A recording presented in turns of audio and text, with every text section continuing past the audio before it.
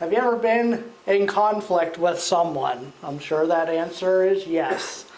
Now, how about this? Have you ever had someone give you an apology that either time has proven to be false or just seems like it was done to get the person off the hook, and maybe it wasn't that heartfelt?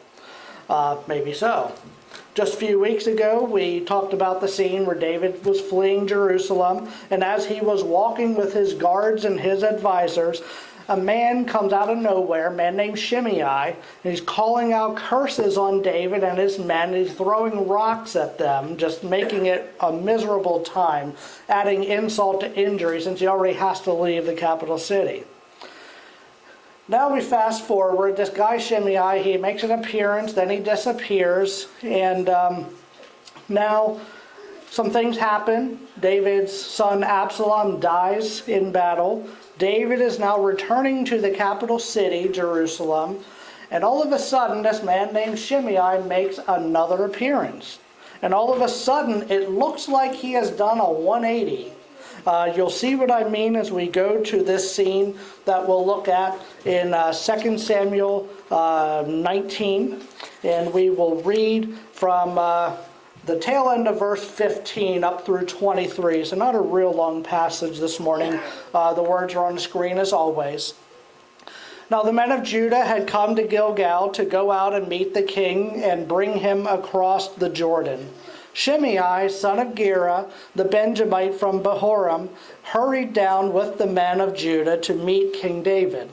With him were 1,000 Benjamites, along with Ziba, the steward of Saul's household, and his 15 sons and 20 servants. They rushed to the Jordan where the king was. They crossed at the ford to take the king's household over and to do whatever he wished. When Shimei, son of Gera, crossed the Jordan, he fell prostrate before the king and said to him, "May my lord not hold me guilty. Do not remember how your servant did wrong on the day my lord the king left Jerusalem. May the king put it out of his mind. For I, your servant, know that I have sinned, but today I have come here as the first from the tribes of Joseph to come down and meet my lord the king." Then Abishai, son of Zeruiah, said, "Shouldn't Shimei be put to death for this? He cursed the Lord's anointed."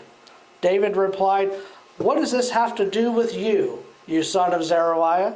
What right do you have to interfere? Should anyone be put to death in Israel today? Don't I know that today I am king over Israel?" So the king said to Shimei, "You shall not die." And the king promised him an oath. May the Lord's blessing be added to the reading and hearing of his holy word. Now, if you were in David's shoes, this man cursed you, he threw rocks at you, physically tried to harm you the last time you saw him, and now he comes running up to you with an apology. What do you think? I know some thoughts that would run through my mind. I would wonder, is this a genuine apology? Does he have some sort of ulterior motive? Why the change in his demeanor? Would he be sorry as he wants me to think, if Absalom were still alive and if he were ruling from Jerusalem instead? First of all, notice what David doesn't do. He doesn't wrap his arms around him and say, "Oh, I forgive you, don't worry about it, no big deal." And he certainly doesn't say, "I accept your apology." We'll get to that in a minute. All David does, David says, "I'm not going to kill you." Well, I guess that's a far cry from "we'll bury the hatchet."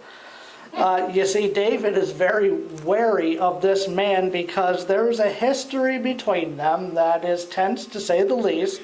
And David's been around enough to know at this point that he would not be wise to let up his guard to this man who gives him an apology that is very superficial at best. Now, are we being a little too harsh by not, running to embrace Shimei and say this is the genuine article?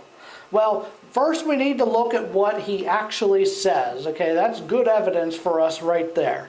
He says these things: "May my Lord not hold me guilty. Do not remember how I did you wrong.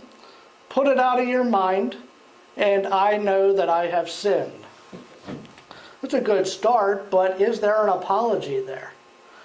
All he says is, later it says, I've come down to meet my Lord the King. It's pretty clear he didn't say the word sorry, he didn't say apology, he didn't say the words, so he didn't do it. All he admits is that he came down to meet his king like 1,000 other people from his tribe alone, so nothing's going to separate him there. Nothing unique here in what he says or does. Reminds me of apologizing when I was a kid. And maybe you've had times where mom forces you to apologize to your siblings. All of a sudden, it's amazing to me how kids can become a lawyer in a hurry. And they are thinking of the words they can say to make it look like they're apologizing, but really not do it. That way, when you're out of mom's earshot, you can say, well, I didn't really apologize to you, that kind of thing. You don't say, I'm sorry I hurt you. That would be an apology. You say things like, I'm sorry you were hurt when I punched you in the head. That kind of thing, you know. And you know the feud's not over then because, again, once mom's out of the picture, you're plotting revenge, you know. As far as Shimei here is concerned, that's what it comes down to, though. There is a difference between asking for mercy and truly reconciling with someone. Shimei asked for mercy. You see, there are 3 or 4 lines that he was asking, forget what I did. That's fine, but no apology, no repentance. Now I'll go back once again and ask the question I said earlier. Were we being a little too harsh on him? I don't think so, because we still aren't done with him in the pages of Scripture. First, I'm reminded of this guy. I've mentioned him every now and then as an illustration, Rasputin. Russian guy who lived late 1800s, early 1900s. He's a guy that just wouldn't die. This guy was shot 3 times, including once in the head, didn't kill him. He was poisoned, didn't kill him. Finally had to be thrown into a lake of freezing water. That finally got rid of him. I only mentioned him because Shimei is like another Rasputin. You can't get rid of this guy. He keeps popping up. He made an appearance throwing rocks at David. Then he comes back, says, hey, forget what I did. But we're still not done hearing from him. If we fast forward to the last days of David's life, he comes into picture another time. In 1 Kings 2, we see words from David basically on his deathbed, speaking to his successor, who would be King Solomon. And these are the words David says, and I quote, David's talking to Solomon, and remember, you have with you Shimei, who called down bitter curses on me the day I went to Mahanaim. When he came down to meet me at the Jordan, I swore to him by the Lord, I will not put you to death by the sword. But now, do not consider him innocent. You are a man of wisdom. You will know what to do to him. Bring his gray head down to the grave in blood. End quote. This puts Solomon on guard against this man. So, Solomon being wise, we know Solomon is a very wise man, he waits him out to see how he's going to act in the future. And notice, Solomon, well, we didn't read it here, but Solomon doesn't rush to judgment. Solomon doesn't go and have the man executed right away.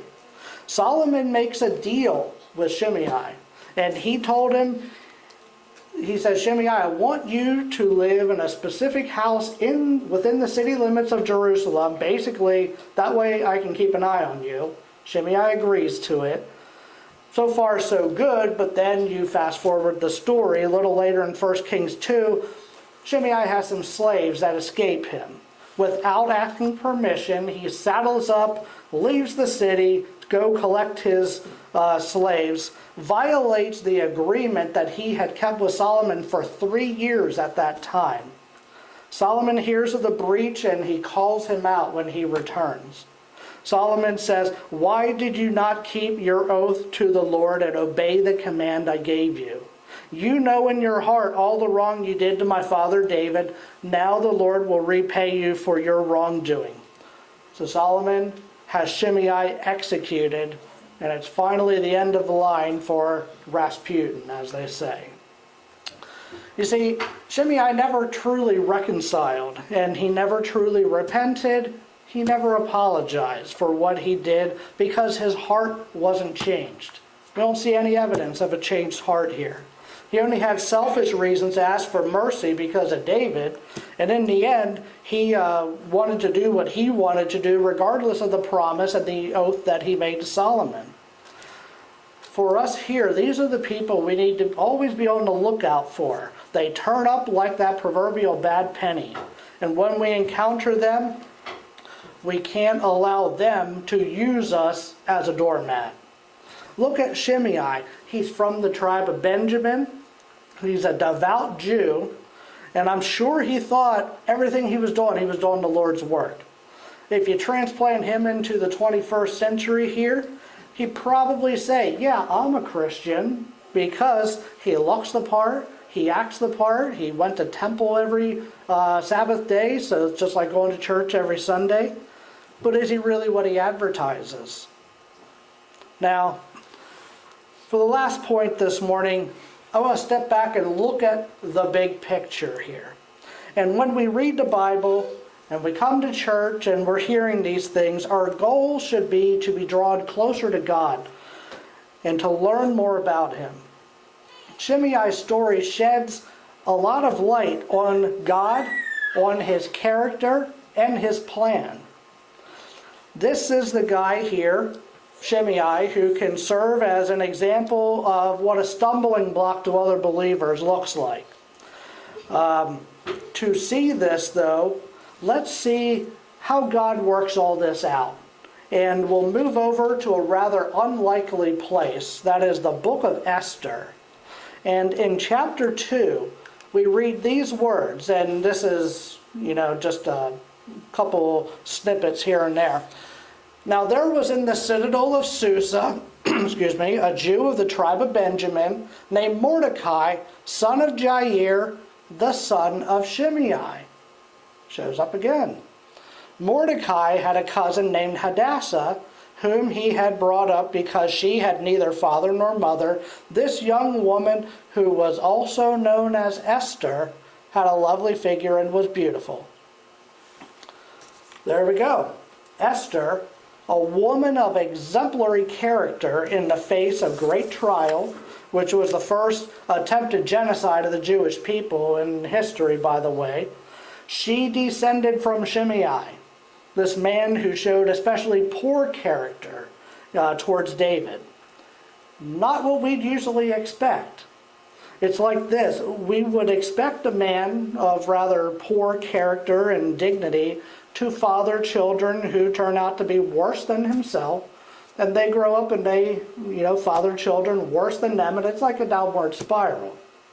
Well, that's what we think should happen, but thankfully that's not always what does happen. Sometimes the members of the following generation actually surpass the previous generation in terms of righteousness. And we're left scratching our heads. How can this be? How can this pretty decent person come from these parents or these grandparents? We probably think that in our heads sometimes.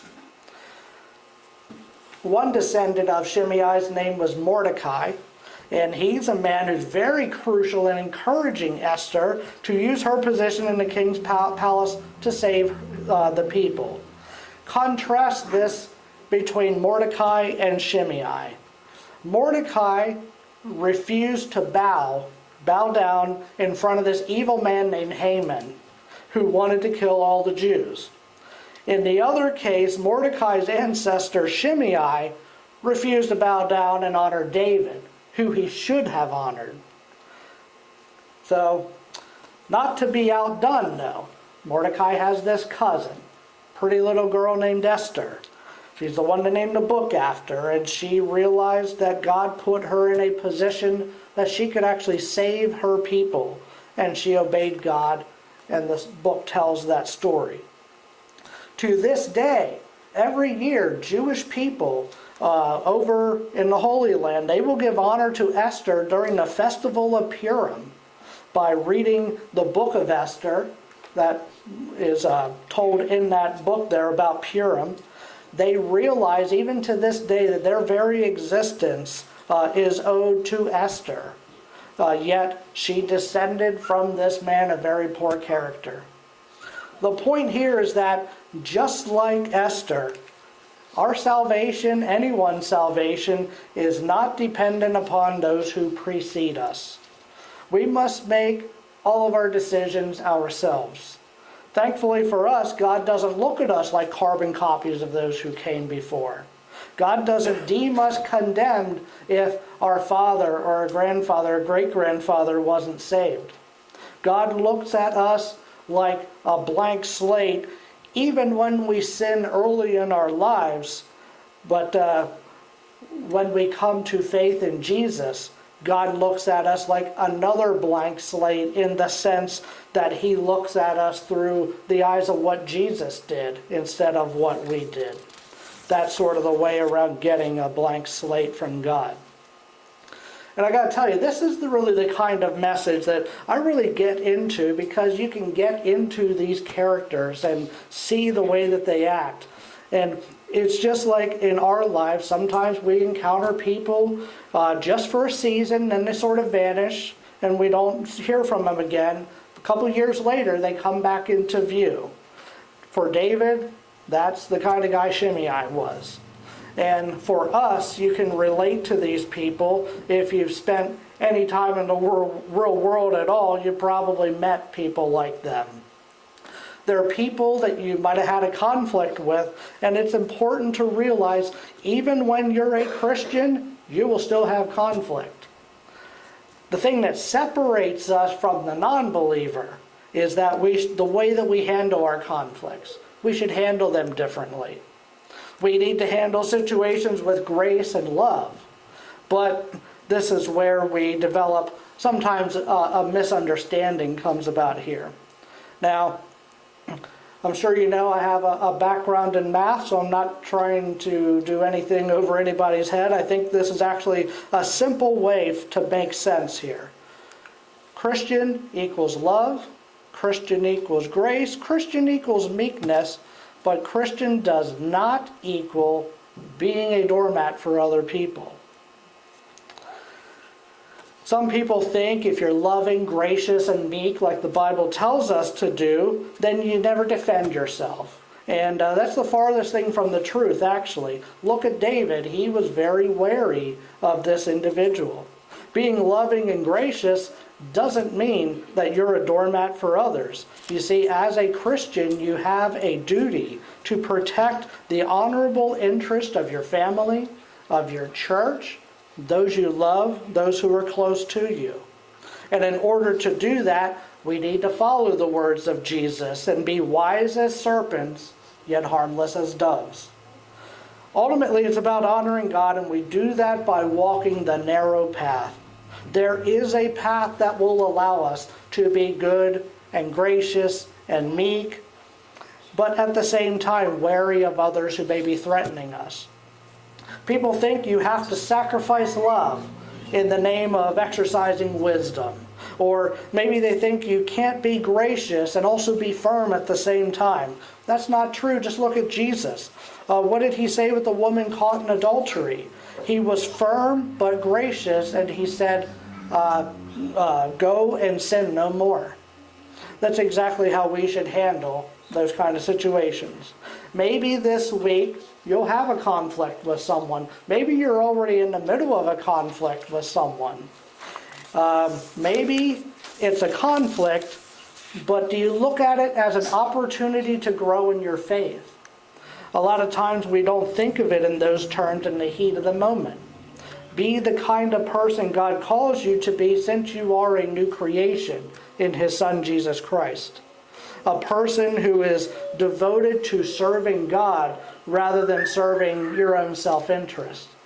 If you walk in the footsteps of Jesus, believe me, people will notice the difference. And better yet, will glorify God as a result. Shortly, we will join in the Lord's Supper. The Bible warns us from partaking of it in an unworthy manner, such as if you don't have faith in Jesus, or if you even think you're going to come to the table while holding a grudge against another person. We're not allowed to do that. I urge you to, before we partake of it, let go of any of those feelings you might be harboring deep down inside. And I urge you to do this for your own good as well. David is the model for us because he remained wary of Shimei, but let me be clear that it's not as if David refused to accept his apology, because like we established earlier, he never apologized. Therefore, it was simply prudent for David to remain vigilant and to warn Solomon of this potential threat. And remember, wise as serpents, harmless as doves. That was God's plan, to have Shimei live long enough that he could father some children, they could grow up and father some children, and eventually, down the line, unbeknownst to any of them while it was going on, this righteous family came along. Righteous enough that they were willing to obey God and to save his people from extermination. If that isn't a God of providence, then I don't know what is. It is my hope that the ordinance of the Lord's Supper will draw you closer to God and will remind you of his love that is always with you, especially during the times of struggle. Let's bow our heads and have a word of prayer.